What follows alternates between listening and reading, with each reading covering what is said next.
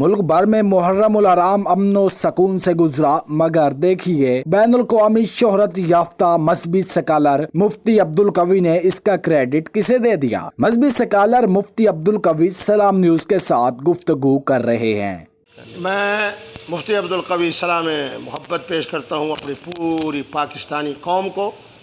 پاکستانی عوام کو، جنہوں نے ان لوگوں کی طرف کان نہیں دھرا جن میں سے ایک فرقے کے لوگ کہہ رہے تھے کہ ہم جلوسوں کو روڈز پہ نہیں آنے دیں گے۔ دوسرا فرقہ یہ کہہ رہا تھا کہ یہ بل ہر حالت میں پاس ہوگا، ورنہ۔ تیسرے کہہ رہے تھے کہ جناب اس بل کو پاس ہم نے نہیں ہونے دینا، ورنہ۔ اسی کے ضمن میں سب سے زیادہ سلام عقیدت کے ساتھ سلام محبت پیش کرتا ہوں گورنر پنجاب کو، جنہیں اللہ رب العالمین نے نہایت حکمت کے ساتھ جو میں نے مشورہ دیا الحمدللہ اس میں اللہ نے ہمیں کامیابی عطا فرمائی۔ محترم زلفی بخاری صاحب کو، ان کے والد گرامی محترم سید واجد حسین شاہ صاحب بخاری کو، کہ جن کے ساتھ ملاقاتوں کے ساتھ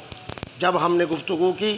الحمدللہ انہوں نے قیام امن میں اپنا کردار ادا کیا۔ میں سمجھتا ہوں کہ اس دفعہ کا مثالی قیام امن محترم زلفی بخاری صاحب، ان کے والد گرامی اور میری طالب علمانہ مشاورت کی برکت تھی کہ پاکستانی قوم نے ہمارا ساتھ دیا۔ آج ہمارا سر فخر سے بلند ہے کہ یکم محرم سے لے کے آج کے دن تک